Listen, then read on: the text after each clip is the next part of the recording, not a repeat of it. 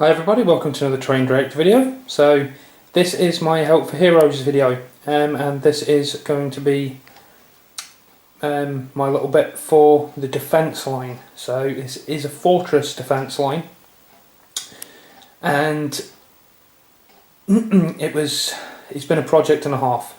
I can only apologise enough for taking this long to get a video of it actually done, but it did take quite some time. I'm doing this freehand, and I'm just going to pen out very slowly so you can actually see it.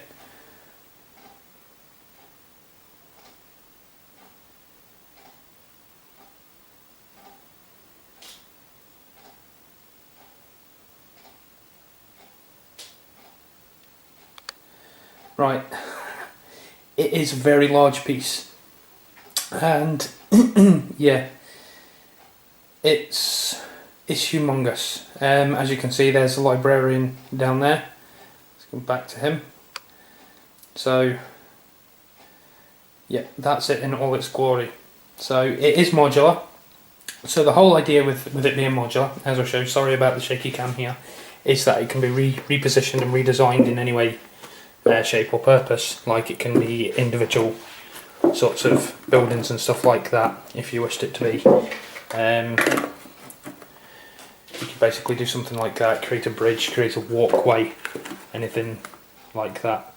So I didn't want it just to be just one static piece. So yeah, it could be used like that to create little walkways. These can be used as little independent buildings.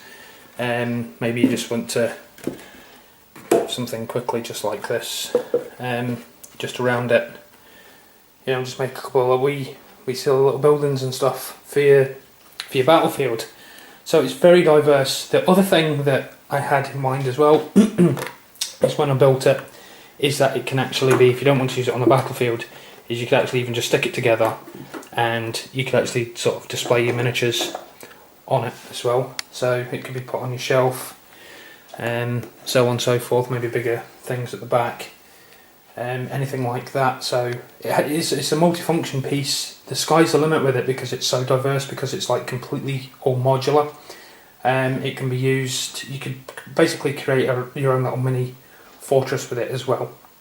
It's been designed in such a way, so you've got basically two of these, which are small section straights, one angular section per side, so there's two of these.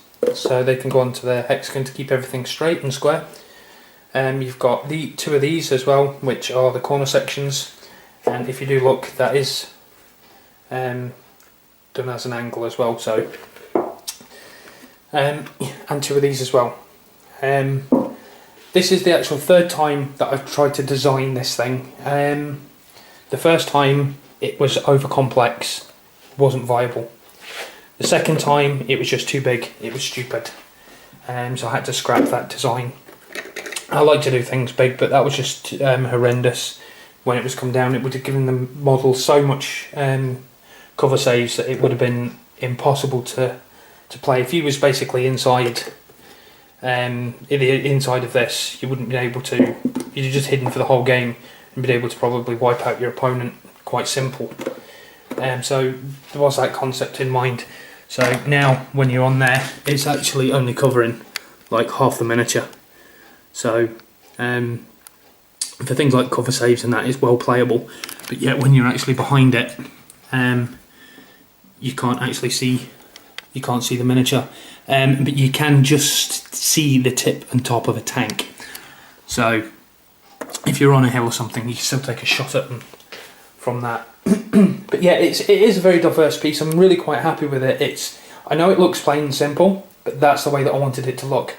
And the complex part was the intricate design, and the fact that I wanted to make it completely modular, the fact that I wanted to make it completely accessible, so you can, no matter which way that you actually position the pieces, they all match up with one another.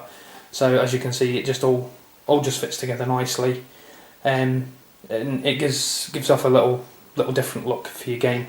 So you can actually probably put this in one part of your deployment zone, because I think it is actually 4 foot across. Obviously you don't have to have the gap there, I've just done that just to show. You can put as many pieces in it as you want, and take out as many pieces as you like. It's as simple as that. So yeah, guys, that's it. That's the defence line. I do have the Dreadnought as well. So obviously that's Jake's miniature, which I've just not long painted. So yeah, there's the Dreadnought as well. He's currently just been glued to his base. Sorry, no, he's not been glued to his base. I had to get a new base for him. I'll give you a quick peek on what it's actually looking like. Let's just.